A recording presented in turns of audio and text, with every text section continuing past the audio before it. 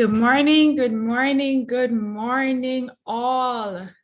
Welcome, welcome, welcome to the Department of Economics. We are so happy that you decided to join us this academic year, and even happier that you decided to join us today. Welcome to our banking and finance majors, our economics majors, our statistics majors. Big up on yourself. Today, we are going to share some important information with you. Most of you would have already received your packages for registration, etc. But tertiary education is not just about doing a set of courses. It's navigating the space, and we're going to try and help you with that today. I have Mr. Henry and Mrs. Grosset in our YouTube chat to assist us today. We thank them. So what you need to do, any questions, concerns, comments, drop them in the chat and we will address them as we can. So without further ado, what we will start with is an address from our head of department. She will welcome us. We will have Dr. Nadine McLeod welcome us to the department and to today's proceedings. Dr. McLeod, over to you. Thank you so much, Dr. Dixon Hamel. Good morning, everyone. I hope you're doing well this morning. It is my pleasure to welcome you to the Department of Economics at the University of the West Indies. As new students, we know that your enrollment in our economics program is a critical juncture in your lives. So I want to thank each of you for choosing to study at the UWI. I want to applaud each of you for having the good sense to choose to study in the Department of Economics. We would have loved for your orientation to our program to be in one of our lecture halls. However, as you know, the coronavirus pandemic continues to impact how we traditionally interact with our students. And of course, your safety is one of our top priorities. So here we are. We will take a holistic approach to help smooth your transition from high school to the UWI. This approach is because the Department of Economics is a student-centered entity. Our department places the student at the core of everything it does. So in essence, your experience here at the UWI and your success are essential to every staff member. Our academic and well-equipped administrative staff will help you navigate your way during your time with us and be a part of your positive life experience. During your orientation, you will have an opportunity to meet our staff. But don't worry if you don't meet them all today, you will interact with them at some point in time. Now, ensuring that you possess the essential attributes of the ideal UWI graduate is of first order importance to us. So what are these attributes? There are 7 of essential qualities of the ideal UWI graduate.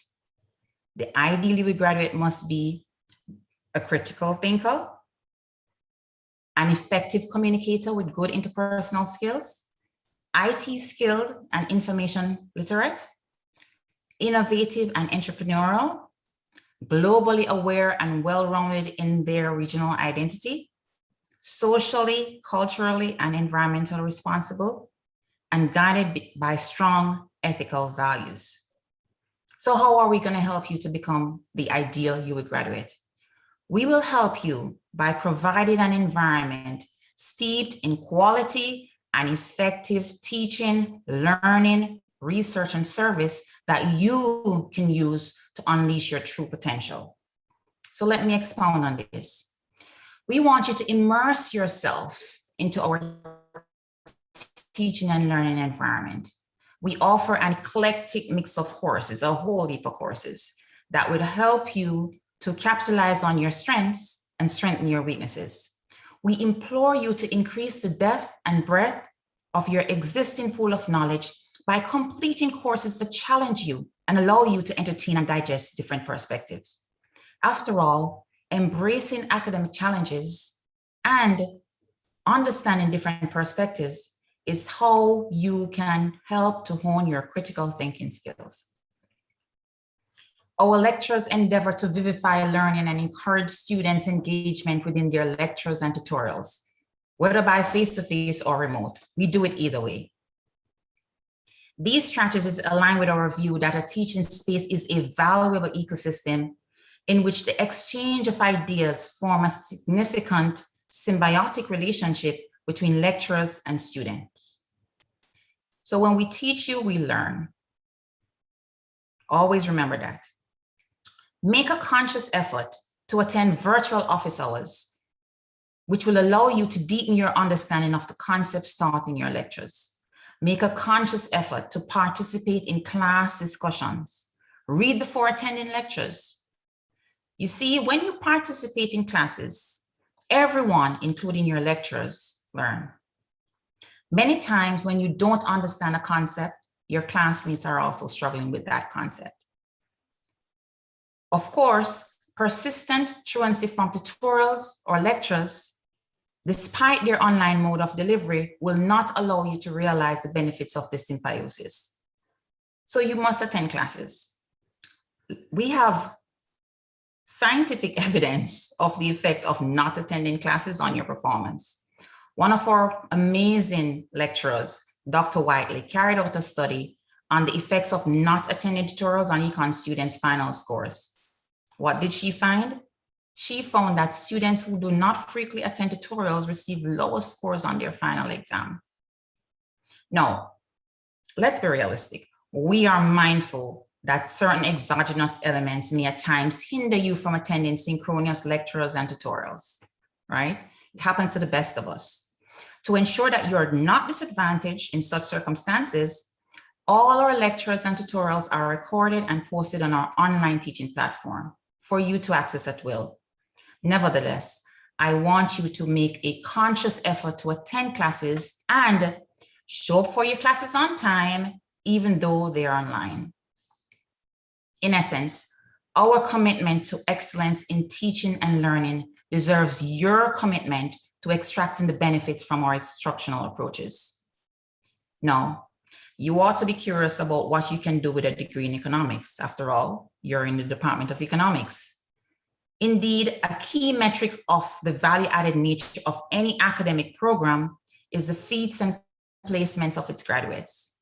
Historically, our graduates have received world-renowned awards such as Rhodes, Commonwealth, and Fulbright scholarships. Many of our graduates hold high-level positions in, for example, government and the most dominant financial institutions in the Caribbean. Some of our graduates are bankers, statisticians, like Dr. Kelly and Dixon Hamill, university lecturers like myself, economists, econometricians. You have different types of economics. So you have financial economists, labor economists, environmental economists, etc. You get the picture. So a degree in economics can take you very far up the food chain. You have therefore made the right choice. We want you to immerse yourself into our research and service culture. You see, our department is committed to excellence in research and service to our Caribbean community. A part of our department's mission is to explore new frontiers of knowledge through academic studies that contribute to our understanding of the challenges of Caribbean societies and the available remedies. We use different modes to disseminate a knowledge we garner from our research. Our West Indies Economic Conference, acronym ECON, and you'll see that popping up through Mona messaging soon, hosts world-renowned keynote speakers. ECON also provides a platform for local, regional, and international-based academics to present their research on salient policy issues. We also provide a platform for students to present their research too. So it's a wonderful initiative.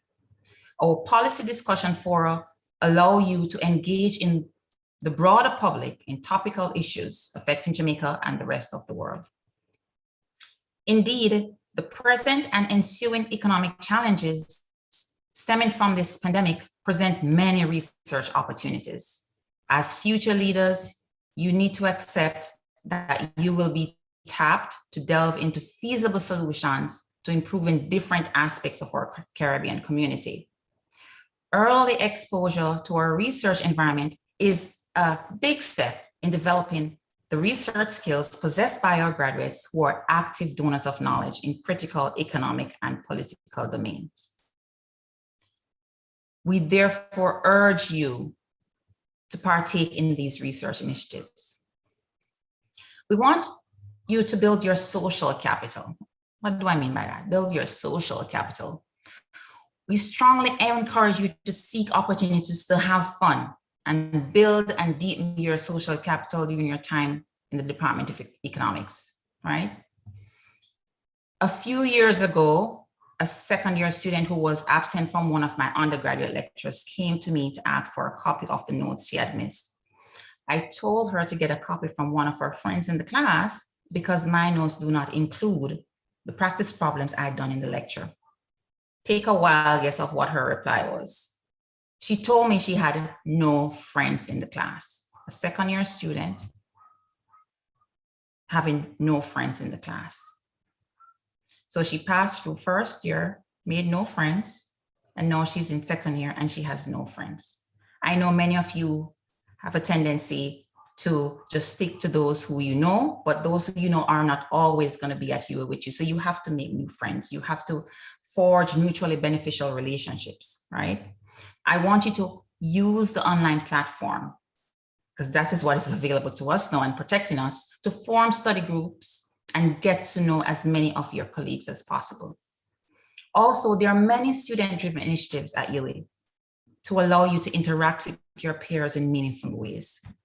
Positive peer interactions can help you to solve problems, cope with exam pressures, collaborate on outreach and class projects, and develop tolerance and respect for others. Okay? Get to know your peers. Remember that your success in life depends not only on your academic accomplishments, but also on how you socially interact with your peers. Okay? Try to see what is right about your peers. I know many of us have been indoctrinated to see what is wrong about others, but let's reverse that. Let's try to see what is right about our peers and start from there. You'll see that you guys have so many things in common and you can form mutually beneficial relationships. So again, use an online platform to interact with your peers and build social capital. Now, we want you to prepare yourself to overcome obstacles, right? This is a huge step for you guys. As I mentioned earlier, this is a critical juncture in your lives. No one lives a life that is free of obstacles, certainly not me. You are likely to face obstacles during your time at the UWI. Some of these obstacles may be difficulty with passing a course, securing your tuition, securing a safe environment for you to live and study, and family-related issues. And by the way, COVID has compounded all of that, right? I mean, for me as an undergraduate, I had so many problems. I think I had more problems. I had all of these problems, plus more. I mean, I would characterize myself as having more problems than the United Nations, right? So, and there were many times when my problems would knock me down. But I always tell myself that I deserve to be here at the UA. I deserve to be an undergraduate student. I want you to tell yourself that you deserve to be here and start, not just tell yourself, I want you to believe that. Say it out loud with me. I deserve to be here. I deserve to be here. Say it convincingly. I deserve to be here. And believe in yourself and just never give up. No matter what, never give up. Martin Luther King Jr. once said, our very survival depends on our ability to stay awake, to adjust to new ideas, to remain vigilant, and to face the challenge of change. You are going to be challenged. Accept that now and tell yourself you deserve to be here and just never give up. I don't want you to look back on your life 5 years from now and say, oh, I wish, have regrets. Just never give up. You deserve to be here. You're here right now because you deserve to be here. This is your moment. So just never give up. No, I've been talking long. Dr. Dixon Hamill must be wondering, when am I going to stop talking? So let me just recap on how I can make the most of your time with us. 1, immerse yourself into our virtual learning and teaching environment. 2, Show up for your classes on time, even though they're online. That rhymes, right? So you can remember that. Show up for your classes on time, even though they're online. Make yourself visible in your classes. Participate. Type into the chat. Go to your tutorials. Let the teacher know you, right? Some point in time, you're going to want a recommendation. Want to know who you are, who we're writing recommendation for. So make yourself visible in your classes. Participate, participate, participate. Immerse yourself into a research and service culture. Build your social capital, remember, make a conscious effort to make friends, right? Make a conscious effort to forge mutually beneficial relationships. Make a conscious effort to see what is right about others and not just to see what is wrong, okay? Mentally prepare yourself to overcome obstacles. Never give up. That's number 6. Number 7, work hard to exceed your expectations. I mean, we have high expectations of you. Your expectations of yourself should be higher than what we expect of you. So I want you to work hard to exceed your expectations. Take responsibility for your actions. Strive to be the ideal graduate. And number 10, do not cheat. No bother with it. Please don't. And for those of you who don't understand that language, cheating? Oh my God, that's so not cool. Ew. Please, guys, do not cheat. Remember that when a judge can expunge a criminal record, a bad academic record cannot be expunged. So you can't go to our principal, Professor Weber, and say, Prof, I didn't like that, stain on my academic record from last semester. So can you just remove it? No. It's there. It's going to be a permanent stain. Always remember that our past has a way of haunting us. Our past has a way of haunting us. So please think about the long-term consequences of your actions before you act. And you're going to be tempted, right? You're going to be tempted. But please do not cheat. Now, let me end on a positive note. I wish you every success at the University of the West Indies and by extension in our Department of Economics. I'm so happy you're here with us. I am very confident that you will find your time with us to be an extremely gratifying experience. Thank you so much for allowing us to contribute to your dreams and be a part of your positive experience. Academics have had the biggest impact on my life, and this is why we pride ourselves in being with you guys this morning. Once again, welcome to the Department of Economics. Now go on and inquire, inspire, interact, have fun, and of course, stay safe. Thank you.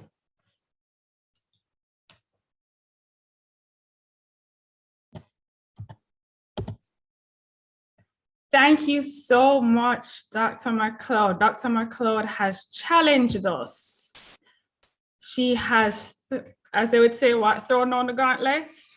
And as she said, we have a whole heap of courses, and there are a whole heap of types of economists, and there are a whole heap of types of statisticians. And of course, banking and finance can take you into so many other realms. So we thank our head of department. Thank you so much, Dr. McLeod. We appreciate all those tips. I hope you're all remembering. I hope you're taking notes. Most important. Now, folks, we are going to look at some of the key resources that you will need during your time here with us in the Department of Economics. So where we're going to start first are the resources that you can access at any time. That welcome email that you received, hold on to it. I hope we didn't delete it, put it in the trash, send it to wherever. We need that information because it guides you as to the courses that you are to select. So hold on to that welcome email. Hold on to the information in that email. The next resource is our website. Our website has information about all those whole heap of courses Dr. McLeod just mentioned. And it also has additional information, how to contact us, our social media handles. It would also have information on your lecturers, access to your syllabus prior to starting the course. And then the third resource that you can access anytime is your faculty handbook. And you need the faculty handbook for your year of entry. And I know that Mr. Henry and Mrs. Grasset will be dropping that in our chat so that you have the link to that handbook. And I know it was shared with you yesterday during the faculty's orientation. Now, between the hours of 9 and 4, what can you access? Now you need to actually contact somebody. We need to talk to somebody. Well, we have our online live support, which you can find on our website. If you scroll to the bottom of the page, if I remember correctly, it's on the left. Just click on online support and you will be connected with one of our team members and you will meet the crew in a few. We also have our WhatsApp number, and that would have been shared with you in our welcome email, and the number is presented there. And then you might not get an immediate response, but you can email us at econ@uemona.edu.jm. Now, this is the first week that you're really here. Yes, some of you may have registered for your courses, and I hope most of you have already. But some of you may need some additional advising. Well, we have our virtual assistants for our orientation, academic advising, and the links are being posted in the chat. Please note that the link for today is different for the links for Wednesday, Thursday, and Friday. Our session today will begin at 2 and end at 4. But on the other days, we begin at 10, go till noon, then we take a little lunch break, and then we come back and then go from 2 to 6 on Wednesday and 2 to 5 on Thursday and Friday. In those sessions, you'll be able to speak with our lecturers or admin team members and get some feedback. Some of you may be wondering, where should I go with this? I'm trying to do this, but I'm not getting through with it. We can assist you with that. Come early for academic advising. We cannot stress how important academic advising is, especially as you go through. So yes, this is the virtual orientation for your first week. However, we will continue academic advising throughout the year. All you need to do is contact us, send us an email, etc. So we won't have a specific place or time, but contact us and we can assist. It is very distressing to see students who think they're ready to graduate only to find out that they're missing a course or two or they did the wrong course. So folks, I stress and stress and stress academic advising. Now, let's meet our undergraduate committee members or team members. It would have been important for me to introduce myself to you early, wouldn't it? I'm sorry. But I am Kellyanne Dixon Hamill. I'm a lecturer here in statistics, so most of you I will meet next week for ECON 1005 Introductory Statistics. And yes, you will find that we refer to courses by codes and not names. So I will see a number of you in the ECON 1005, but I'm your undergraduate coordinator, so I handle things from the academic side. And I'm also very specific to assisting statistics majors because I know there are other economists and banking and finance people in the room, but stats majors are the best. I'm just saying that because, yeah, because I have to think I'm the best too. Alongside me, my right hand is Mrs. Susan Grasset. She's in the chat talking with you, answering some of your questions. Mrs. Grasset has a wealth of information about all the processes across the university. So she's able to advise you properly, efficiently, sometimes, most times quicker than I am even able to advise you. So ensure that you contact her and follow her guidelines. Next, we have Mr. Henry, who is also in the chat. Mr. Javon Henry, who is our WJC link. So for those of you who are from WJC, big up on yourself. We are happy to have you in the department with us. And he also helps to guide our banking and finance majors. And then we have Mrs. Romaine Mushet. She will help to guide our econ majors.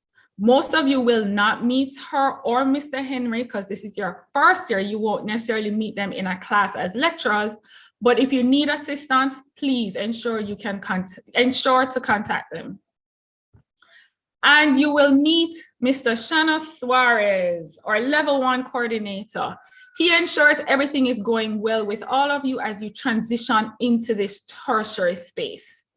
Many of you will meet him because he is also our math specialist, and there are at least 2 math courses that you would need to do in your first year. So you will meet Mr. Suarez, a real cool dude. And then we have Mr. Sheridan Saunders, who provides administrative support to the entire team. Again, when you contact via live support, a lot of times he may be the person who is responding to you. And other key support team members, we have Miss Marjorie Bryan, our senior admin support. Miss Bryan also has a wealth of knowledge. And some of you who attended some of the sessions we had previously may have met her, along with this next lady, Mrs. Jelaine Harris Allen. These are support members who just assist us when things may be a little overwhelming for us to manage everything. And I know most of you would have met your FSS Guild Department representatives, Ms. Tanisha Porter and Mr. Sebastian Lawrence. And I know they've been in contact with you and they've been encouraging you all to come out to seek academic advising and even assisting with advice themselves. So folks, these are the team members that we have in our department. They are key resources. Ensure that you contact and that you are always on track. So finally, again, we welcome you to the Department of Economics. Remember, folks, if you have any questions, drop them in the chat. Mr. Henry and Mrs. Grasset will be happy to help. I know that they prepared for today, so I feel like there's nothing you can ask them that they can't help you with. All right, so now you are in the Department of Economics. You have decided that you are pursuing a degree in economics or statistics or banking and finance. The question that you may ask is, what can I do with that degree? Yes, I like math, but I also like the social side of things. But at the end of my 3 years here, if we're full-time or a little longer if we're part-time, what am I going to be qualified to do? What is it? And as Dr. McLeod mentioned, that there are many things that you can do. But let's not just say it like that. Let's watch this video, which can tell you about the careers based on your degrees.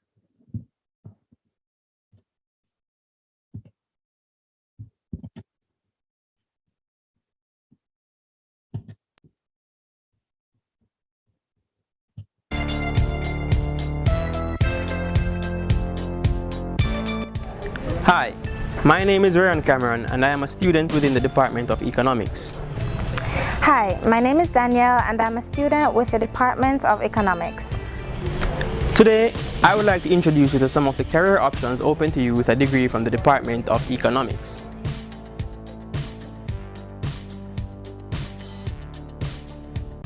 A degree in economics provides you with the concepts and tools to understand any situation in which people have to make choices in the face of limited resources.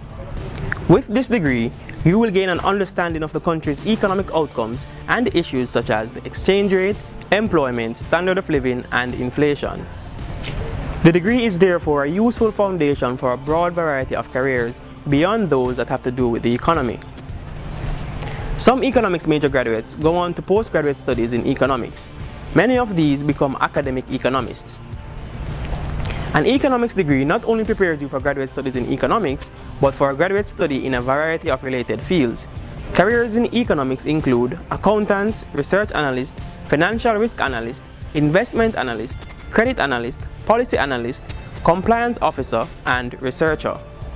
However, you will also find that the methods of economics having to do with incentives and net benefits are more broadly applicable than to only the economy.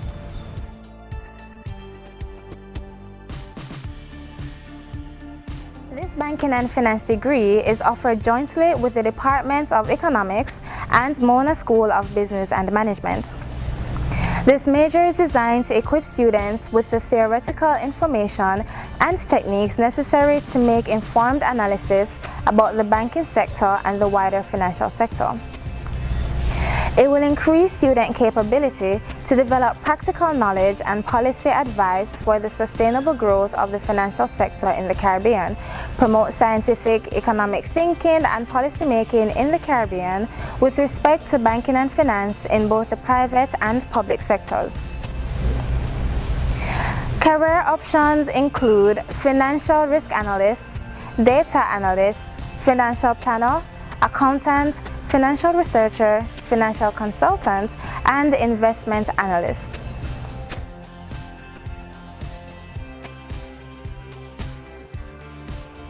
The degree in statistics is designed to teach students the theoretical and practical skills needed in the world of data analysis.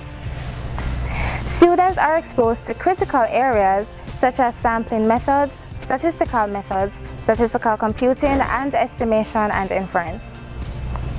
Statistics is a very good degree option and can be paired with any other major. Career options include financial risk analyst, operation analyst, manager, statistician, researcher, data analyst, data scientist, investment analyst, market researcher, quality analyst, and actuary.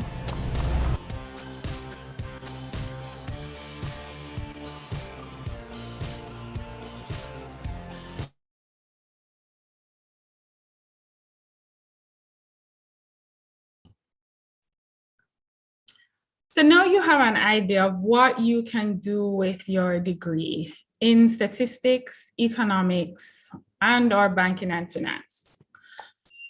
But before we get there, before you actually get the degree, we have to go through the whole program. So at this point, we're going to look at some key points for you to remember and specify what majors and minors are offered here in the Department of Economics.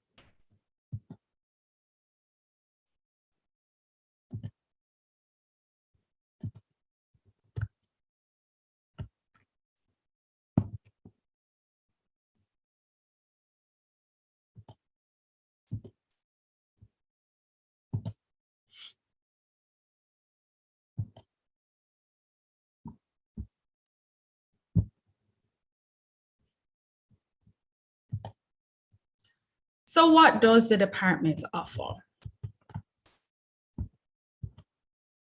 We have three majors within the department. We have economics, statistics, and banking and finance. You can also decide to minor in economics or statistics. We do not have a minor in banking and finance. But most of you came in with ideas of what you wanted to do as your major, but you may pair your major with a minor, or you may double major. The university allows that sort of flexibility. So for persons within our department or students within the department, many will do a double major in economics and statistics. And I'll just say it's a great combination, not because I did it, but hey. Then there's also economics and banking and finance.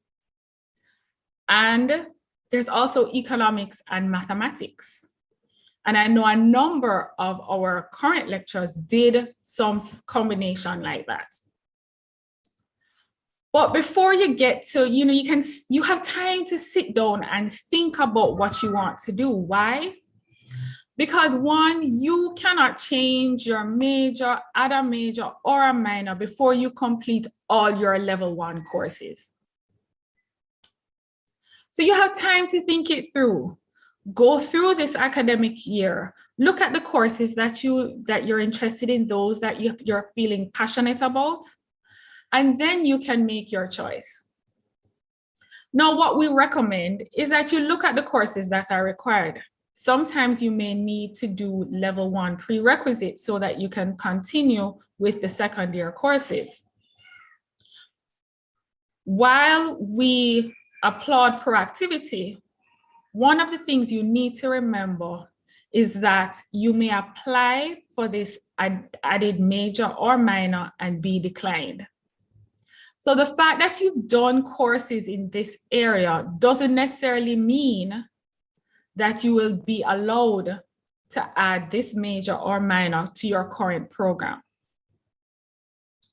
At the end of completing all level 1 courses, and so if you're full-time, it means that you would have gone through this semester and next semester and passed all those 10 courses total.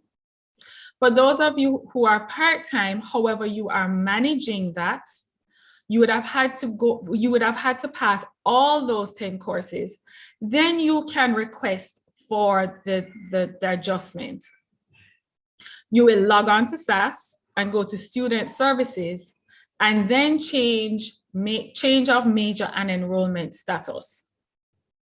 At that point, where it has change of major, you will write back the major. So if you're a stats major, you would write back statistics, but you now want to add economics, then you would add economics in the second section for major. If it's a minor, then you would write back whatever your major is, and then in the minor section, add that minor. Please remember that despite the fact you've made the request, if the department, whether it's our department or some other department, does not approve you to do the major or minor, it will not be reflected on your record. After you've made the changes, if you have no request to change your enrollment status, then all you do is scroll to the bottom and click submit. The process for adding the major or minor is relatively easy. And remember, you can either double major, you can have a major and nothing else and take courses from all over as your electives. You can have a double major, which means now your focus area are these 2 disciplines. Or you can have a major and 1 minor or a major and 2 minors. What you need to do is identify where your passion is, what you like to do, where you see yourself upon graduation, and then identify the courses that will work with that. I want to note that MSBM, so any courses in the Mona School of Business and Management, so those would be MGMT courses, accounts courses, marketing courses, those courses are restricted to persons within their department, unless you're a banking and finance major, because remember, as was mentioned, it's a degree offered jointly between the 2 of us. So if it is that you are trying to add one of those majors or minors, you will not be able to add it to do any of the courses until MSBM approves your request. With that, how do you stay in the program? It is based on your GPA. And assuming that you have not committed academic dishonesty, AKA cheating, and the university has decided to expel you. You must have a GPA of 2.0 and above. The university does not allow you to graduate with a GPA below 2.0. So that's the minimum that you must attain. But folks, your economists, future statisticians, future bankers, and financial analysts. So we know that you're going to take it further than that.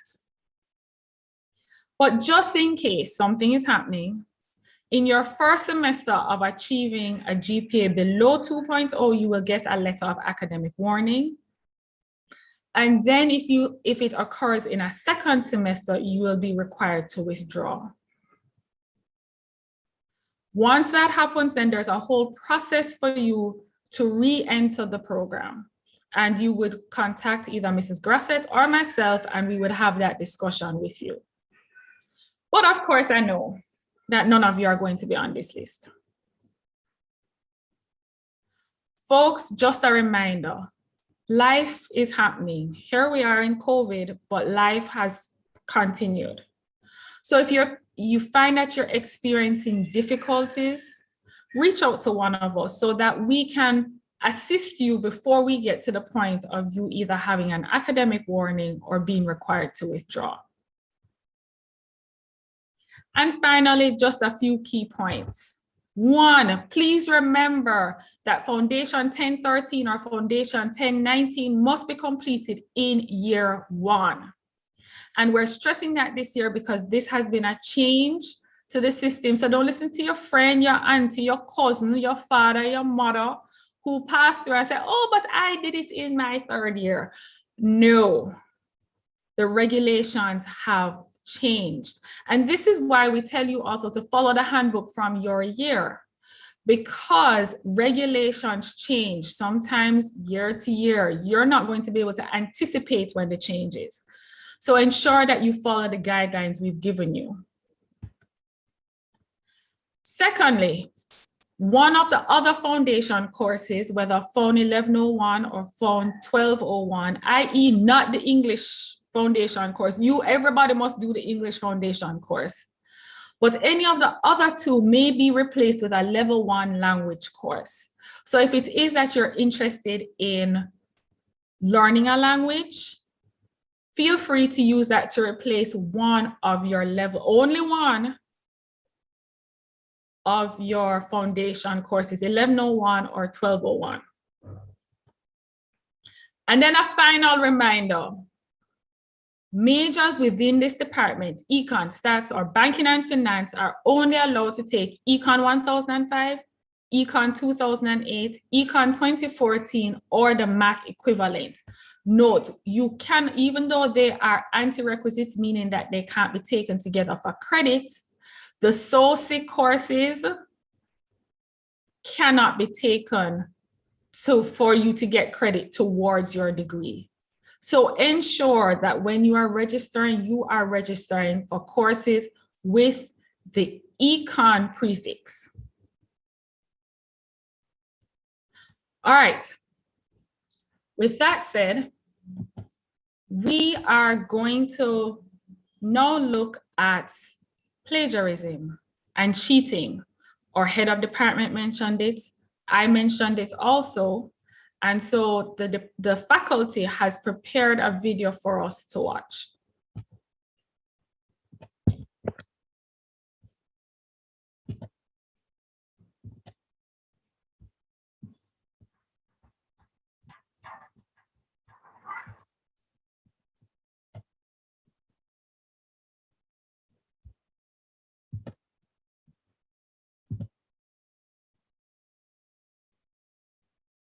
Stop.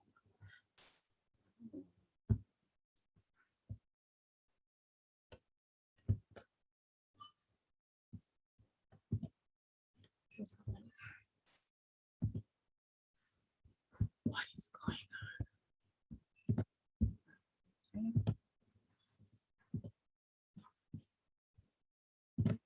on? Apologies, folks, having some technical difficulties.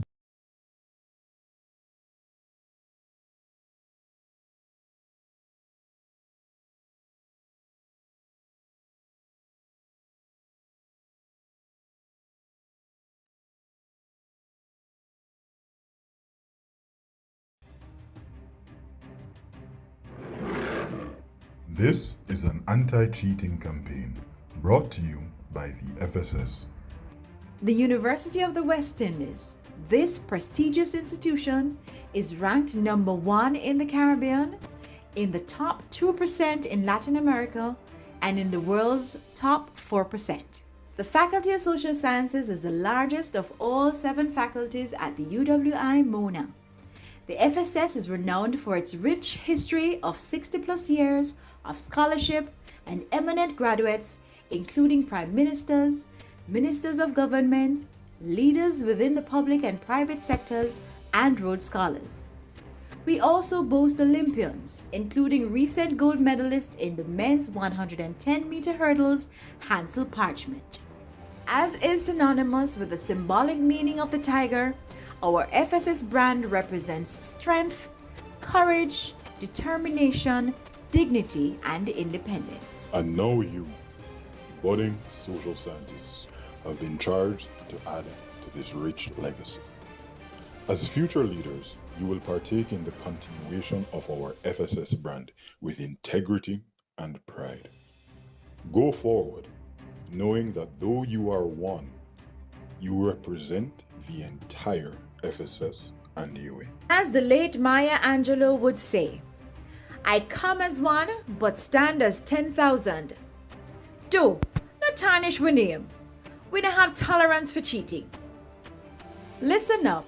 The UWI's assessment regulations consider cheating to be one of the most egregious acts that a student can commit.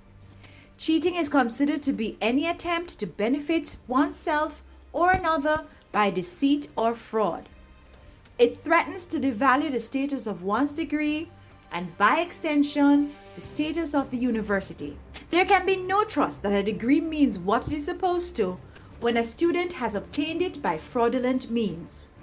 So, if you have any ideas about bringing unauthorized materials in the examination, copying from your notes during an examination even when the instructions warn against this, assisting other students to copy from you or use your papers, accepting assistance from any other students or using any other students' papers, paying persons to do an exam for you, taking writings or drawings or other work to your examination.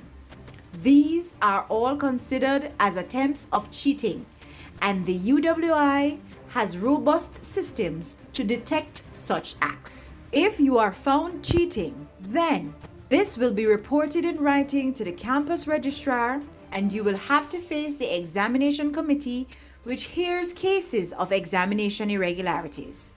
You will face serious sanctions. Here are some of the consequences of cheating. When you cheat, you only cheat yourself of a learning opportunity. When you cheat, you risk failing the course and having a FEI, failed examination irregularity notation on your transcript, being fined heavily, or even being suspended for a period or expelled. Cheating affects your conscience, and your guilt causes more stress. The more you worry about getting caught for cheating, the more this anxiety affects your performance. Cheating results in you not respecting your money and your time. You only throw away your investment when you cheat. Cheating results in you ruining your integrity, who you are as a person, and this taints your image and any other accomplishments you might have had before cheating. Imagine a potential employer seeing FEI on your transcript, or a possible scholarship being missed because you are deemed to be dishonest and untrustworthy. Cheating does not allow you to see your true potential. It only destroys your self-esteem. Even though technology might make it easier for you to cheat, it makes it just as easy for us to discover when you cheat. Cheating does not pay. Make it your daily intention to pursue academic integrity. If something does not feel right, trust your instincts. Don't let anyone lead you down any path of destruction of your reputation. In the FSS, our focus is on honesty and excellence, not only in attaining your grades, but also in the type of social scientist that you become, and how you represent yourself and us in the classroom and beyond. We hope to inspire and foster in you standards of excellence, so that you may develop and demonstrate a character that is in keeping with the expectations of the UWI graduate. Stand proudly. Observe your actions and make sure that you always act with integrity, professionalism, and excellence. This message is endorsed by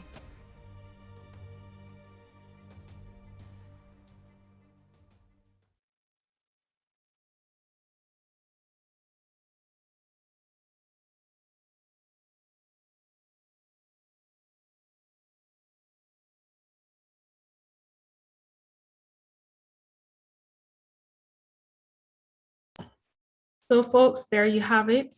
A reminder not to cheat. If it doesn't feel right, it's not right. Don't let anybody lead you down the path of cheating. Just asking, how should I do this question? And it's an exam question, is considered cheating. So please, folks, remember, let us not cheat. We don't want to have to write you up, but we will.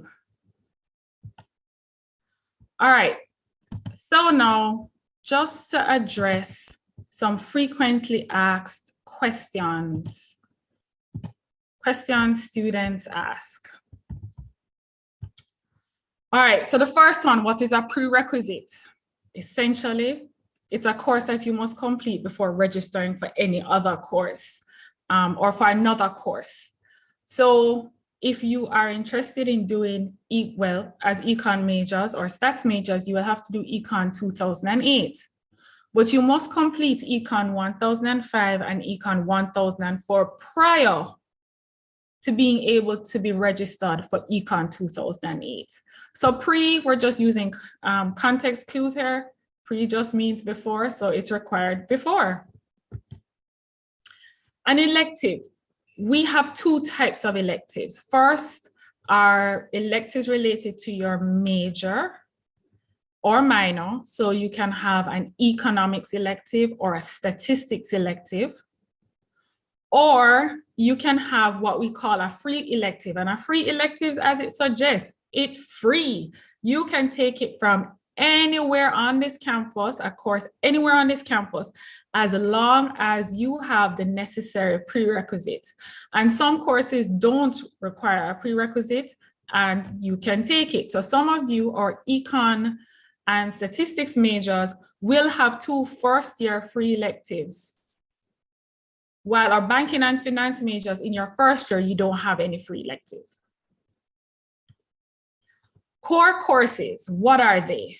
Core, the center. So there are specified courses that you must complete to have your degree awarded. So again, I will use Econ 2008, which is Statistical Methods 1, is a core course for an econ degree. So you cannot graduate with an econ degree or even a statistics degree, as the name suggests, without doing this course. So ensure that you have all your core courses. And I'll just ask Mr. Henry and Mrs. Grasset to drop in the chat where you can, in addition to the information we sent you in the welcome email, just drop in the chat where you can get your degree checklist, because that is also posted on the faculty website. How many courses can you pursue each academic year? So if you are a full-time student, that is 10 courses, and each course has 30 credits. So then, there we go, 10 times 3 gives, each course has 3 credits, 10 times 3 gives us 30. If you're a part-time student, you may not register for more than 6 courses per year. In very special circumstances, you may be allowed to exceed this limit, but permission for that is given through the dean's office. We do not give permission for that. So if it is that you're interested in registering for 6 courses in one semester, then you will need to contact the dean's office. I am a part-time student, but some of my classes are in the morning. Remember, part-time really just denotes how many credits you are allowed to take per year. It does not have any bearing on when your classes are held. However, what you should note is that a number of classes, popular classes, also have what we call evening streams, and therefore they're held after work hours. So when registering, look for that section or that stream. How do you know the registration process is complete? Many of you would have done it. Registration is going to be complete when the courses are selected and you have none requiring overrides, financial clearance is obtained, the registrar has approved you, and you are now in possession of a UE identification card. And of course, with COVID, admissions or admin side of things is working on how to ensure that. Financial clearance is normally granted within 2 working days after payment of fees. And once you have financial clearance, then the registrar will approve. Will you be able to add or drop a course after the registration deadline has passed? So it has to be in exceptional circumstances. And adding or dropping a course may be done through the faculty office through the automated student request system, ASRS. And of course, if you're doing that, you will attract some late fees for or penalty for registration. Yesterday in our faculty orientation, Dr. Ricketts mentioned that you can be exempted without credit from certain courses. Here's a list. Please ensure that you check the handbook, which clearly outlines which courses you are exempted from, and you will have to apply for this exemption. So once your results are in, ensure that you apply for the exemption from these level 1 courses, so that when you now get to level 2, and let's say ECON 1000 is a prerequisite for ECON 2000, it will automatically be in the system and you will not have to actually request an override. Again, applying for exemptions will be done through the faculty office via the automated student request module. I just mentioned that in SAS. So as you're realizing, this is very important. We missed an exam. What do we do? Well, if you have missed an exam for a university approved reason, then there are guidelines that we would use to assist, whether it's prorating a grade or maybe you'll get a makeup exam, whatever. If it is for a medical reason, you need to submit a signed medical certificate within 7 days. It says here to the exam section, but the truth is you will send it to the health center, who will then pass it on to the exam section, who will then notify us that we are to make some adjustment to your grade because you missed it due to a medical reason. Now, folks, if you have any other questions, that's it for FAQs right now. If you have any other questions, remember, drop them in the chat. We do have Mrs. Grasset and Mr. Henry, and I'm sure that they're dealing with the chat. All right, folks. We are winding down slowly but surely. And I'm just gonna stop sharing this because now we are in an online space.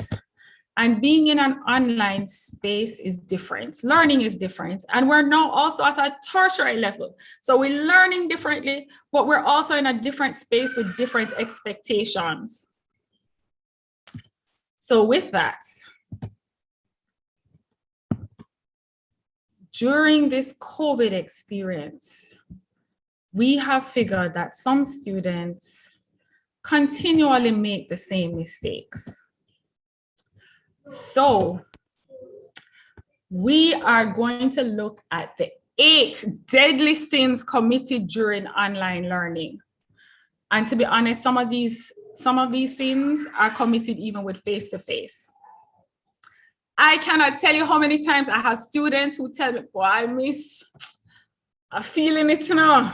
Why? Because we are doing the class in our bed. Folks, the bed is made for you to sleep and for some people other things, but it's not for you to do class. Get up, go around the table, sit down on the ground, but do not do it in your bed. Don't come to class in your bed. Actually, what I recommend is that you actually get dressed for class. Now, I'm not asking you to put on your pretty bandana and all. All I'm asking you is to put on proper clothes, come out of the nightie and the pajamas, yes, please, and get ready for class. It's part of the mental process to get through it. Now, Dr. McLeod mentioned that all our classes are recorded, but she also stated that it is not best for you to miss online class because it's not the same field. You're just watching a video. In online class, when you are live, when you are present, you get the opportunity to participate. And that brings me to the next one. Being a passive participant in class. And this is not just for online classes, but this is also for face-to-face. Folks, be active. And active doesn't necessarily mean that you're outright asking questions, but that is preferred. But that you are actively listening, actively taking notes, actively taking in the knowledge, actively sharing with your lecturer.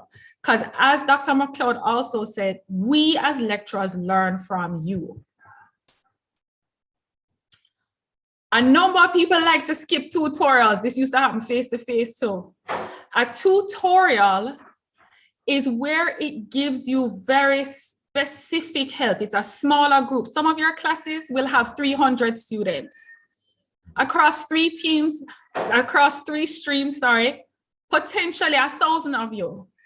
Your lecturer, even when it was face-to-face, could not identify everybody.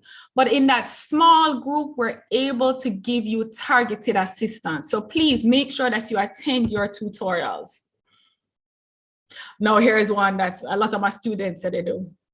Watch every video they were supposed to, all the videos they were supposed to watch, all the classes they were supposed to go to in one night or the weekend before the exam. Folks, it are not possible. Diminishing return setting, especially if it's for a subject that you are not exactly very passionate about. It is important that you create a study timetable, a schedule of when you will watch these videos so that you don't have all of them piled up.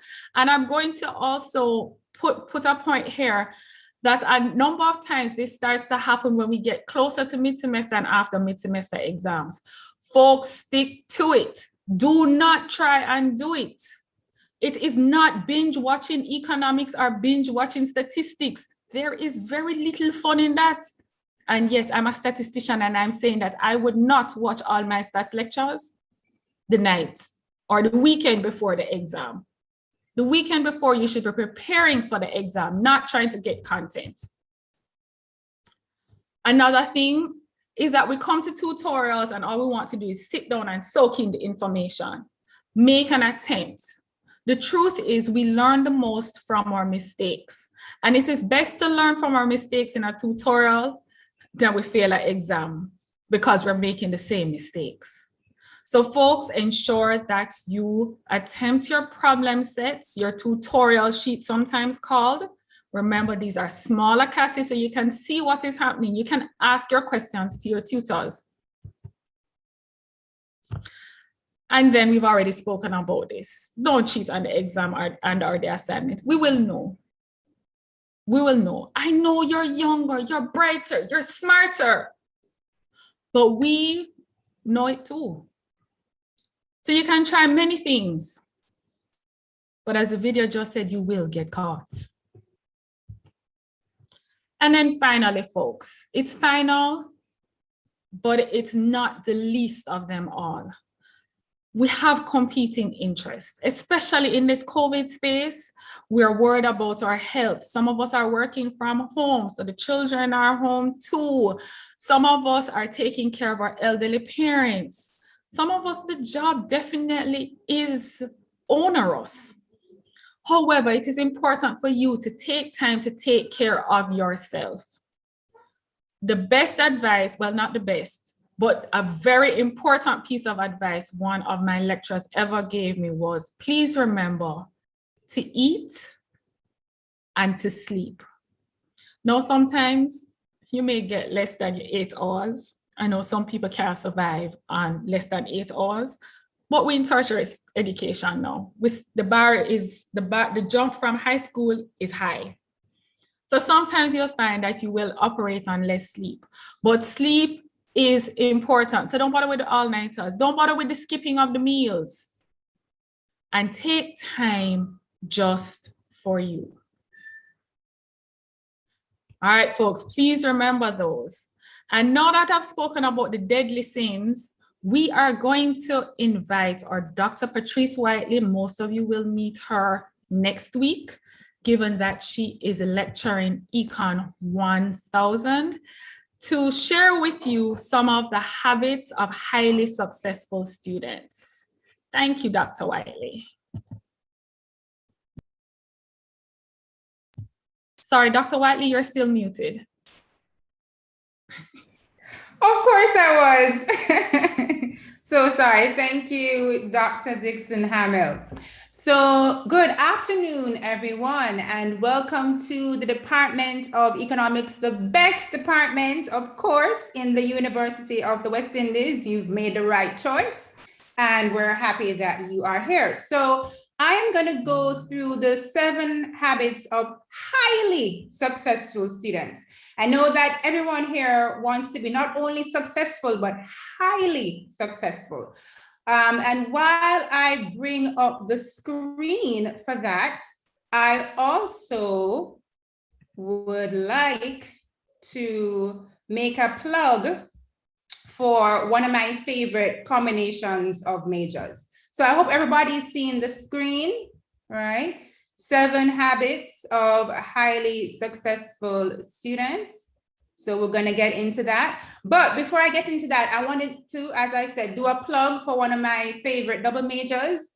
I want to advise any of you who are thinking of doing a master's in economics, I'd like to advise all of you to do the double major in economics and mathematics from the Faculty of Science and Technology. Now, Dr. Dixon Hamill can correct me if I'm wrong, but I believe that the courses that you need to take for that double major are highlighted in the handbook. When Dr. Dixon Hamill comes back, and she can tell me if I'm wrong about that. But as I said, if you are even thinking of doing a master's degree in economics or any type of postgraduate study in economics, I really, really suggest that you do that double major in economics and math from the math department over in the Faculty of Science and Technology, okay? Because that will give you the perfect foundation for that master's degree, because you'd be surprised at how much math there is in econ at the graduate level. Okay, so that's my plug. Now into the 7 habits of highly successful students. First of all, very important, you need to use a weekly study timetable. Now, when I was a student, I had my days planned by the hour, and I'm not kidding. Over the weekend, I would plan out my week hour by hour, right? Day by day, hour by hour. By Wednesday of each week, I had my weekend planned by the hour, Saturday, 8 a.m., whatever it is, study, math. Saturday, 9 a.m., go over the readings in chapter 7 of this textbook. Saturday, 10 a.m., etc. So I did it hour by hour, right? So first of all, I would like to encourage you to have a timetable for your classes, right? Now, I'm old school, so I like to have, my timetable on a sheet of paper or some sort of hard copy. I know everybody these days is tech savvy and in the virtual realm and digital and all of that. So you can have your digital timetable with all your classes lined up and when they are. And so when you have your timetable for your classes, Now you have a clear view of what hours you have available to study, right? So do your weekly study timetable. What I would also recommend is that, let's say you had, math this morning, right? Then after the math class, go over the math notes while the information is still fresh in the brain, right? So you can think about that when you're putting together your timetable, okay? But it's important to have a weekly study timetable, a daily study timetable, what you're gonna do each hour. Everybody with me? That is how you stay on track. That is how you develop good time management skills. That is how you make sure everything gets done. You could even put your meals into your timetable, right? So you're going to eat, breakfast from this hour to that hour, lunch from this hour to that hour.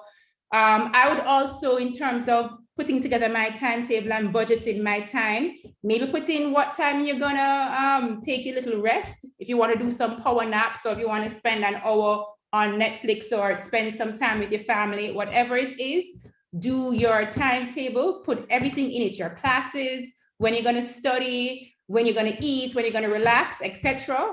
And then you stick to the schedule, and that is how things get done, right? Secondly, if you become lost, don't stay lost, all right? It's perfectly fine to become lost. We're human, sometimes you read something, you don't understand it, that's fine. You read it again, you do your best, fine. You still have no clue what's going on. Don't stay lost. There are so many resources available to you, some of which have been discussed here, right? So you have your tutors who do your tutorials. Reach out to your tutors. They'll give you their email addresses that have office hours. Make use of the office hours, both for the tutors and the lecturer, right? Make use of the office hours. If there's something that you don't understand, write it down. When you are going through the notes, so you had math class this morning, right? Before class, I'm sure everybody would have made sure to read the appropriate section in the textbook and read the lecture slides, right? So before class, you read the textbook, you read the lecture slides. You go into class prepared. You're in class, you make your notes, you come out, you go over the notes, etc. You're still lost. Okay, don't stay lost. Write down your questions, right? Take them to the office hours, make use of the resources, all right? So if you're lost, don't stay lost. We are here to help you. Reach out to us, reach out to the tutors, reach out to the lecturers. If it is something, pertaining to registration or administration, reach out to one of the administrative assistants in the department. Reach out, guys. We are here for you. We want to help you. Don't stay lost. All right, so all of you successfully, navigated high school, and here you are at the university level. So I assume that by now you found a study method that works for you, right? Remember that we're all different. So what works for Joe might not work for Jill or for Harry or for whoever it is, right? So you need to find a study method that works for you, whether it is using cue cards, maybe you're a more visual learner, so you like to watch the YouTube videos, whatever it is. Try different methods, right? And once you find something that works for you, you stick with it, For some people, it may be going through the problem sets or the past papers, or when you're preparing for the exam, maybe you replicate exam conditions for yourself, right? Close the textbook, close the notes, sit down in a quiet area, and you go over the past paper to see if you can do it on your own without any help, right? So there are different ways of studying. Find the method that works for you. As I said, try different things. If you try one thing and it doesn't work, try another method. And once you found a method that works, stick with it. Very, very important, guys. Be organized. And of course, this goes back to the timetable that I was talking about before. And I mentioned it earlier, I'm going to mention it again in terms of the process that I would recommend that you go through in order to be successful in your classes. First of all, as I said, well, clearly go through the course outline, right, guys? Read your course outline. Make sure you have all the course material, whether it's posted on Orvally, or maybe you have to find a textbook, whether online or in the library, or wherever the textbook may be, but make sure you have the course materials, the relevant course materials for your course. And then you read the appropriate chapter or readings for that particular topic before the class. Read the material before the class. Read the slides before the class, so that when you go into the class, as I said, it's not the first time you're seeing it. And perhaps before class, you would have made notes on what areas are not clear to you, right? So you go to class now, you pay attention, you make your notes after class, when the material is still fresh in your mind, right? You go over the notes again, read through, make sure that everything is clear. If there's something that is not clear to you, write it down, take the questions to your lecturer, to your tutor. I would also recommend, guys, that for each course, you have a separate folder, whether it is a folder on your laptop or you have actual physical folders that you have, right? So each course has a specific folder, right? If you have your folder in your laptop, I would even recommend for each course, you divide that course folder into subfolders. So one subfolder can have the notes. One subfolder might have the reading materials. Another subfolder might have private past papers, right?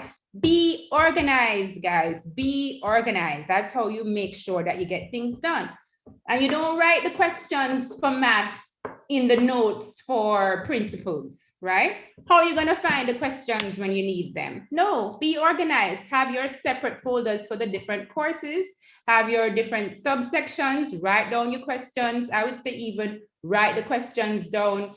Make sure you write them by topic, right? And then when you go to the office hours, you're fully prepared. Everybody with me? Be organized. That's how you get things done. Be a good note taker. All right, again, I've touched on this. So you read through the material and the notes before you go to class, right? Read through the material and the slides, I should say, which are usually on RVLE before you go to class. Take notes from then, right? When you're reading through the material and when you're reading through the slides, make notes on things that are not clear to you, questions you want to ask, things you want to make sure you listen out for in class to see if it makes sense to you, right? So you make your notes.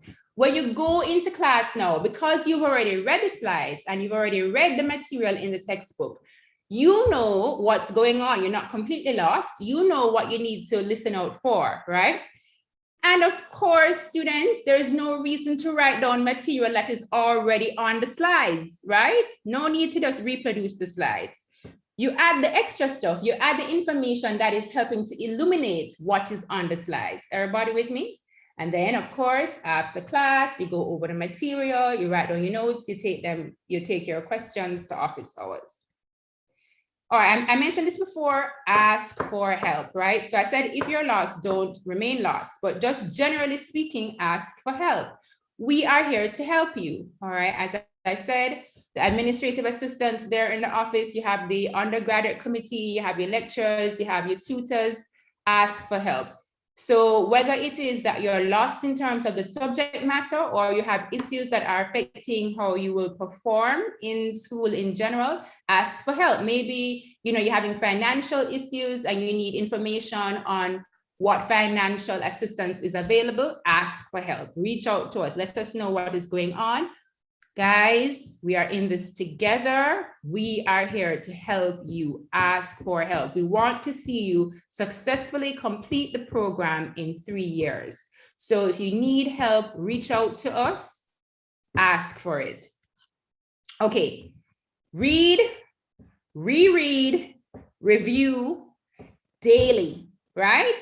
And I've emphasized before the process you should go through. I'm going to go through it one more time because it's so important. Read the slides, read the textbook before you go to class. Go to class, take the notes. After class, you go over the slides, go over your notes while the material is still fresh in the brain. This is a daily process, right? Every single day. Now, do not be alarmed if when you read something for the first time, it looks like Greek to you, right? That's okay. Remain calm. That's natural. That happens sometimes, right? Sometimes we read something and it makes no sense to us. That's all right. Read it again. It still makes no sense. All right, read it again. Okay, you keep reading it until it makes sense, or you say to yourself, okay, what about this is not clear to me? What about this do I understand? Where did I start getting lost? How do I get from the part where I understand to the part where I don't understand, right? You try to make those connections. So don't just give up, is what I'm saying. If you read something and it doesn't make any sense to you, that's okay. Don't panic, remain calm, don't give up. Read it again and again. Ask yourself, what is going on here? See if you can figure it out for yourself. If after going through all of this, you still don't understand, as I said, write down your questions. Go to the tutor's office hours, go to the lecturer's office hours. You're organized, you have a list of questions in front of you. You're like, question 1, and this is based on topic 1, subsection 1.5. With me? And then it's explained, and you say, okay, that's clear now. Question 2, this is from topic 2, subsection 2.3, right? That's how you do it, guys. That's how you become a highly successful student. So just a recap, have your weekly study timetable. If you become lost, don't stay lost. Make sure to find the method that works for you. Be organized, be a good note taker, ask for help, and of course, read, reread, and review on a daily basis. So that's it, guys. I'm sure that with those tips, everybody here will be able to successfully navigate the program in 3 years and graduate with your first class honors. So good luck, have fun, and really enjoy your experience here with us. All right, that's it for me. Thank you so much, Dr. Whiteley. We've gotten some wonderful tips. But one of the things that we thought was going to be important for you all is to hear from students who have walked the path recently. Dr. Whiteley, Dr. McLeod, myself, Mr. Henry, etc. We haven't walked it so recent, though my story is I graduated from high school 2 years ago and I'm sticking to it. But with that, we have 2 students with us who will share their views. The first student is Antonika Clark, who just graduated with a double major in economics and statistics. And we also have Mr. Sebastian Lawrence, who is a double major in economics and mathematics, that major that Dr. Whiteley was talking about. So that double major combination, sorry. So what I'm going to do is we're going to start with Antonika, and we are going to ask her just to give you in 2 minutes a few words of wisdom, whatever it is that assisted her during her time here. And then when she's done, we'll ask Mr. Lawrence to do the same. Take it away, Antonika. And remember, folks, drop your questions in the chat. And actually, if there are any for our panelists, we will ask Mr. Henry to just come over and voice those questions for us. Hi, everyone. Good morning, or is it good afternoon? No, good afternoon. Firstly, I just want to say congratulations on matriculating into university. This is going to be a very fulfilling experience. It will not be easy, but as I always say, it's going to be worth it and it can be done. My first advice to you, or my advice, is to set goals, because when university gets tough, when it gets unbearable and you feel like you just can't manage, what's really going to push you is those goals that you had set before. That's like your why. Like, why am I doing this? Why did I start this? What is this all about? I remember even for me, university was a bit difficult at times. I felt like I just can't do this anymore. It's just not going to work out. I can't bother. And what I really had to do was to tap into my why. Like, why did I start doing this? Why am I doing this? When I say set goals, I really mean that focus on what you want to do, like what you want to achieve out of it.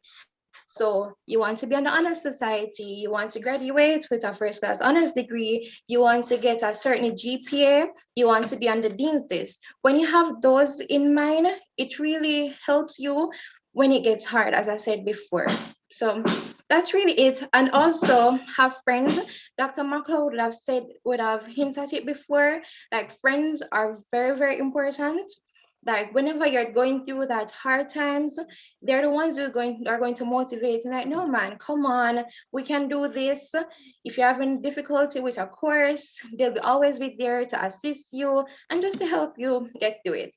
So that's my bit of advice. If you have any questions, you can put them in the chat and I'll answer to the best of my ability. Back to you, Dr. Thank you so much, Ms. Clark. Actually, Antonika was a student of mine, and we agreed that I will call her Dr. Clark. So thank you so much, Dr. Clark. I now ask Mr. Lawrence, over to you, sir, your words of wisdom, please. All right, good afternoon, everyone. And just want to underscore what Dr. Clark was saying, as Dr. Dixon Hamel referred to her. Congratulations on getting into the greatest department there is, the Department of Economics, which falls under the greatest faculty, which is the Faculty of Social Sciences, the massive. My name is Sebastian Lawrence. I'm an incoming third-year student doing a double major in mathematics and economics. And as would have been said before, I'm the Department of Economics representative and the president of the League of Future Economists. So what I have here today are 3 tips for success that I want you to pin in your memory. The 3 tips can be summed up in single words. So 1, preparedness, 2, being intentional, and 3, networking.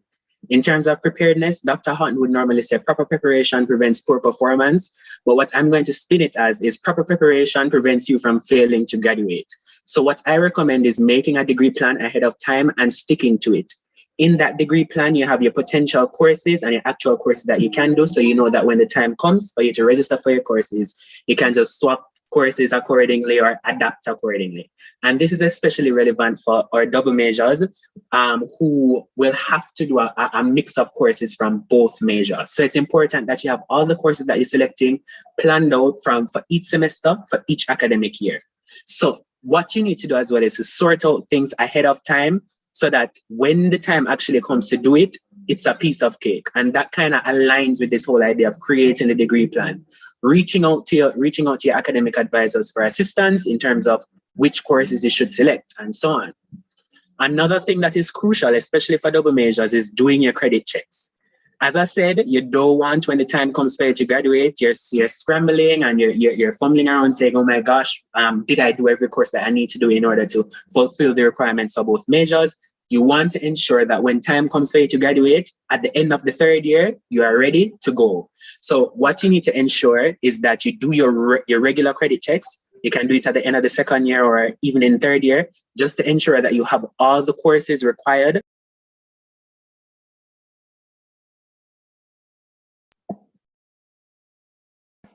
Oh, just to ensure that you have all the courses required for the major that you're registering for. We'd have also sent major checklists in the WhatsApp groups that you can use to check off along the journey. The next tip is to be intentional. If you cannot manage 6 courses in a semester as a double major, then summer school will be your best friend. Ensure that you set up your courses in such a way that you can manage them. So if you know you can't manage 6 courses, you may have to do 2 courses in summer school to ensure that the workload and the burden that is on you is reduced. Additionally, select electives and courses that align with your future career plans. If you know you want to go into business, select electives from the Department of MSBM. If you know you want to go into mathematics, select mathematics courses. You want to learn languages, select language courses. Plan your degree program accordingly and ensure you select courses that align with your future career plans. And if you intend to succeed, do not watch the crowd. Set your goals, as Antonika would have been saying, and work towards them accordingly. The last point I have for you is networking.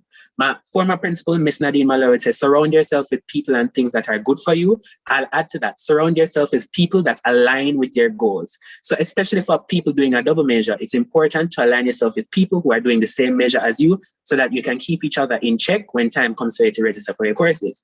So if I'm friends with a double major in mathematics and economics, I can just say, okay, I registered for this course. What courses did you register for? And so on.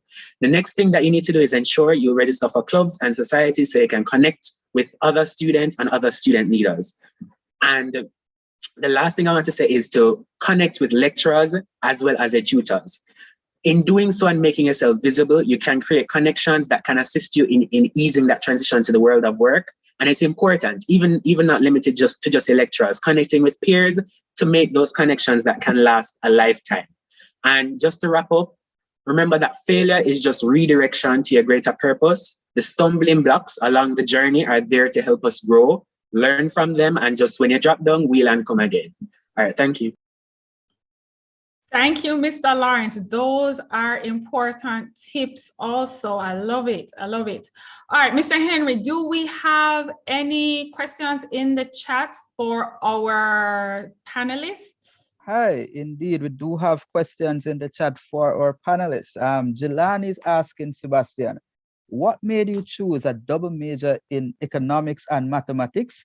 And both Jelani and Daniel are asking, how do you go about joining the club, the League of Future Economists? So Sebastian, I think both of those are directed towards you. All right, thank you very much for that question. For me, I chose the double major in mathematics and economics because going into my final year of sixth form, I did mathematics and economics as CAPE subjects, and I also did computer science. I was trying to choose between the three. Since birth, I've had a natural affinity. Well, that's a double negative, an affinity towards mathematics. So I was just saying, okay, mathematics is probably the best thing for me. And add to that, as Dr. Whiteley would have been saying, it makes the transition into the master's degree in economics as a simpler task than without doing the mathematics. So I thought that would be the best way to transition to that level of study. The second thing, in order to join the League of Future Economists and other clubs that fall under the Department of Economics, clubs generally begin in the 2nd to 3rd week of September. What will be happening is that the department will likely be having a general session where we introduce all the clubs to you. And in that session, you can get the links to join all the clubs and societies. So just keep looking out for that information and it will be made available to you.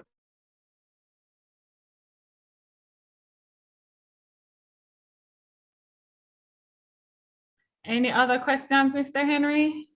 I am not seeing any other questions in the chat at this time, but let me wait a few seconds. Anybody else on YouTube?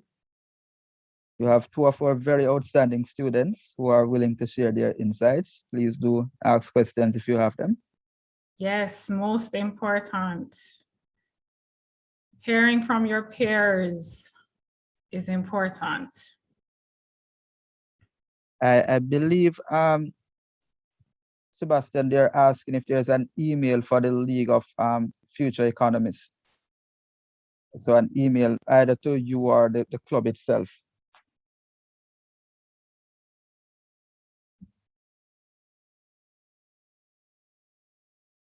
Just send it in the chat. It would be leagueoffutureeconomists@gmail.com.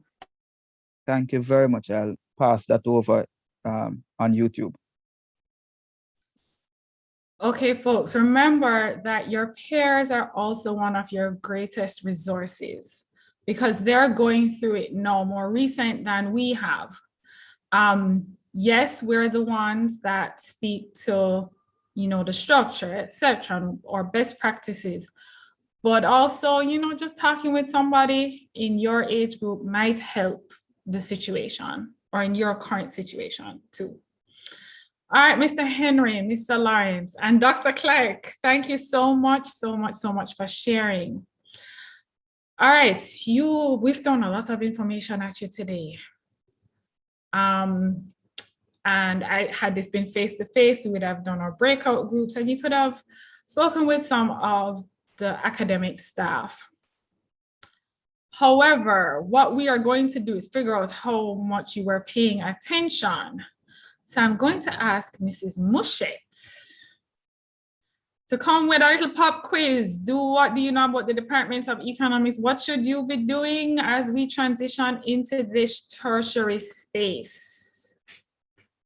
Mrs. Mushet, are you there and available?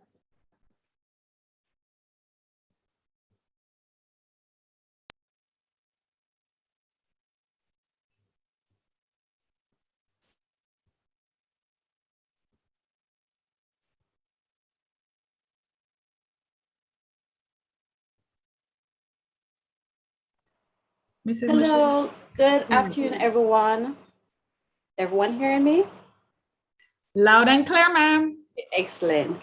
So I'd like to take this opportunity to welcome everyone to the Department of Economics. Thank you very much for choosing us. You chose wisely. So now we're going to do a short pop quiz on what we've covered today. And I know what you're thinking. Yes, I'm excited too. Pop quizzes are fun. So let's get started with our pop quiz. So as you can see on the page, you can go to this website right here. It's called joinmyquiz.com and enter the code, and it will bring you to the quiz. So quickly join. One of the first 100 persons will be allowed to participate in the quiz. So let's get there.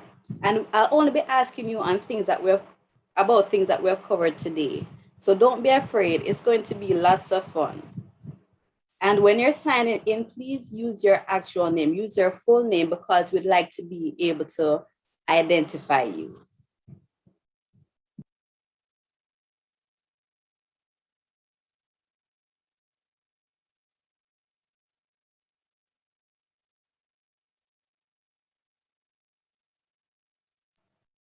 Come on, I don't see anyone joining the quiz.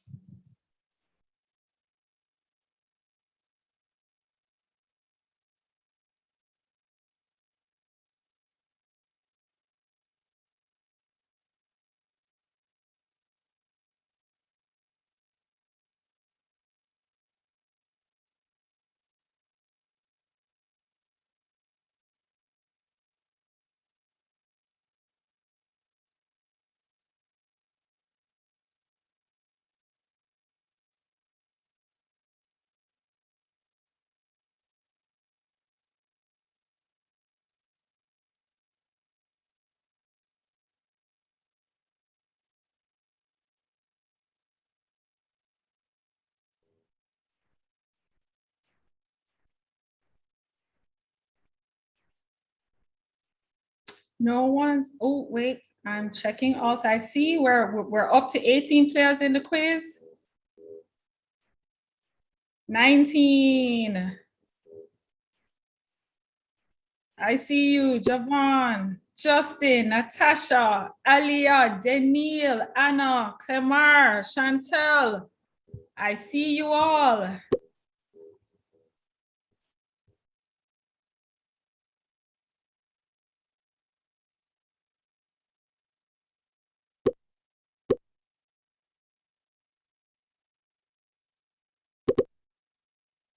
Excellent. So one more minute and we'll get started.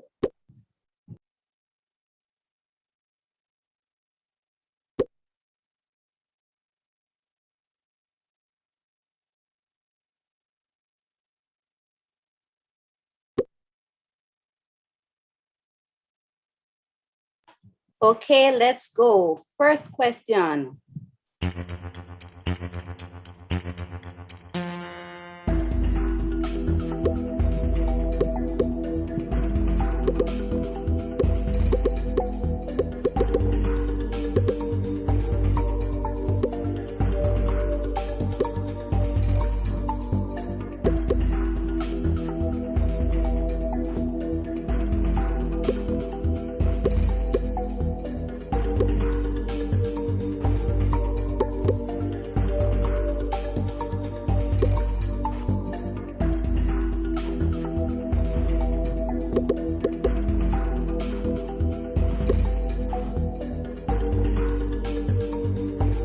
Come on, folks, speed is important. Let's go, let's go. Who is the head? Who is the head?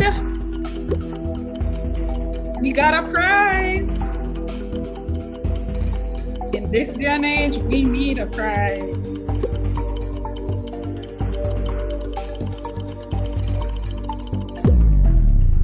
Oh, our time is up. Let's see. So the correct answer is Dr. Nadine McLeod, right? I see everyone was saying Dr. Kellyanne Dixon Hamill, but no, the head of the department is Dr. Nadine McLeod Rose. So next question, let's see who is in the lead. Anthony Smith. Okay, let's see if anyone can unseat Anthony. Let's see. Next question.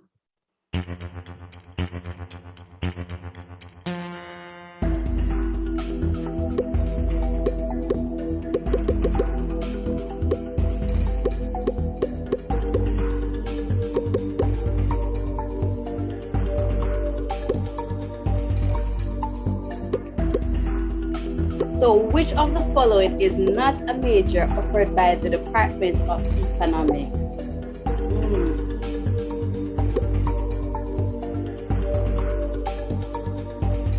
And Anthony is still in the lead.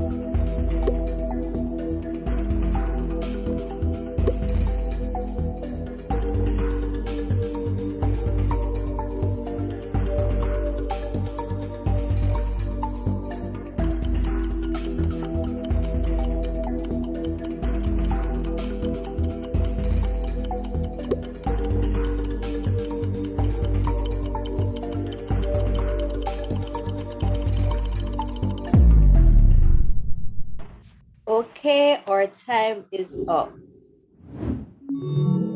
Oh no, Anthony is no longer in the lead. It is now Michaela. So the question is, let's go back to question view. So which of the following is not a major offered by the Department of Economics? The answer is marketing. We do not offer a degree in marketing. So next question.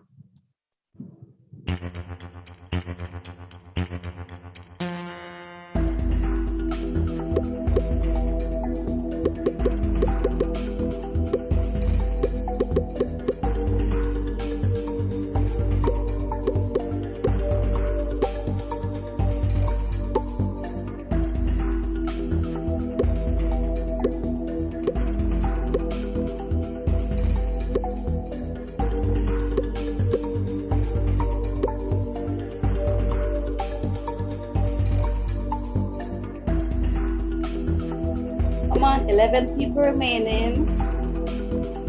A course that must be completed before registration for another course is permitted is called, I believe Dr. Dixon Hamill told us this one already. Let's see who got it.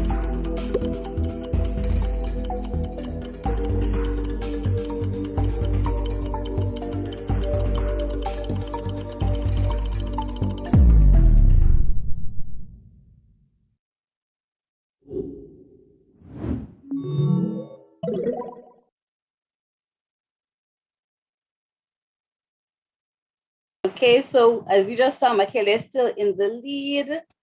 So a course that must be completed before registration for another course is permitted is called a prerequisite. Next question.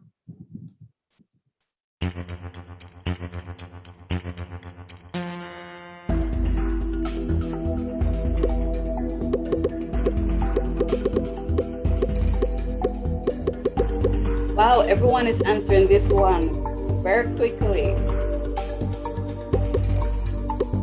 I guess we all know.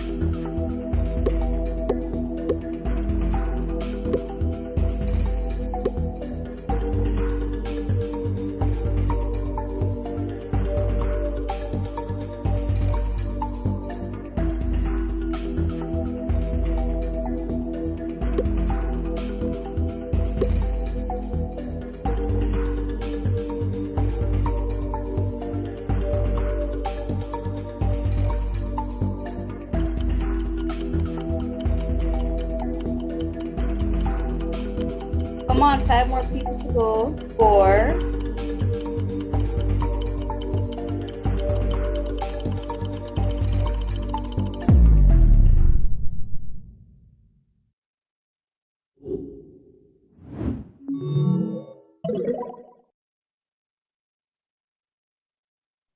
Oh, it looks like Michaela was unseated by JJ. Ooh.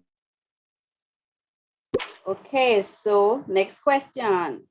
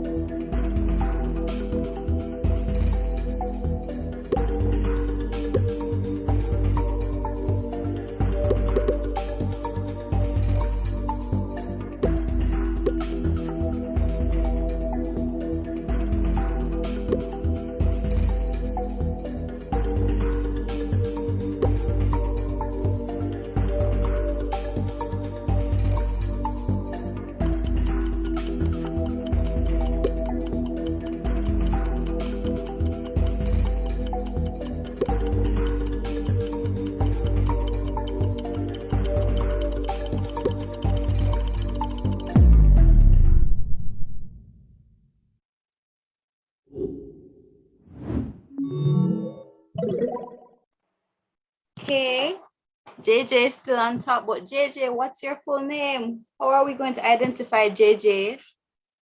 All right, so next question and the final question, but let us look at this answer. Which of the following is not a habit of highly successful students? So, which one? The answer is never get lost. Even successful students get lost, but the goal is to not remain lost, right? Ask for help.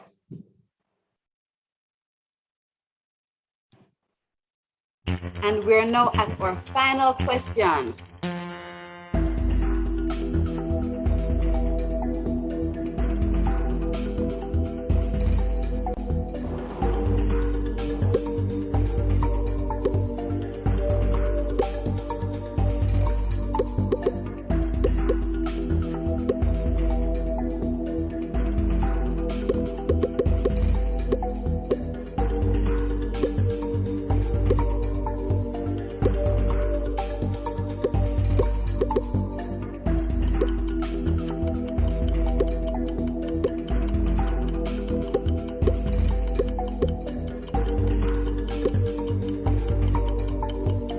The time is running out. Come on. And time is up. So let's see who the winner is. Okay, so we have JJ coming in first, but we can't identify JJ. JJ, who are you? Okay, so the question is, let's see. Which of the following are deadly sins committed in online learning classes? So first one is not attending live classes. Not because it's recorded, we should still attend live classes. The second one is going to be watching all the lectures and tutorials in one day. The next one is being a passive participant in class. So congrats to our winners. And over to you, Dr. Dixon Hamel. Thank you so much, Mrs. Mouchette. And we see we have JJ as the winner and Michaela as number 2. So we will, well, JJ, we're not sure how to contact you, honey bun, but we will contact others. I'll just ask Mr. Henry and Mrs. Grosset to get that information. Well, folks, we are at the end. We're at the end of our orientation. There's still so much more that we could tell you, but welcome, welcome, welcome to the department. Just to say lots of thank yous. We thank our head for coming in and welcoming us and giving us some advice. We thank Dr. Whiteley for giving us our tips. We thank Mr. Henry and Mrs. Grasset, who have been active in the chat. They have been answering all your questions, and I know that you had a lot of questions. We also thank our student panelists, Mr. Lawrence and Dr. Clark. Thank you, thank you, thank you, thank you so much for sharing with us. We thank Mrs. Mouchette for her quiz, and we thank all those who worked behind the scenes. There was a whole committee that was used to plan this, and we thank everybody who assisted with the planning. And for our technical help, shout out to the faculty office. Thank you, thank you, thank you, Mr. Bell and all the others of you who are assisting. We are absolutely grateful. So folks, academic year 2021-22 is about to start. Remember, we have academic advising for the rest of this week. And let's go slay this year. This is Sparta. I know I'm kind of crazy, huh? But I also want to share with you just a parting screen, just to say, remember folks, let's see if we can get back together. If you can, get vaccinated. This is a public service announcement for the Faculty of Social Sciences. Folks, thank you, thank you, thank you for being here, because if you weren't here, then we would have no purpose. So thank you guys, bye, and we will see you during this week, and we will see you next week in lectures. Have a great one, stay safe, and stay healthy. Bye guys, go Tigers and Tigresses.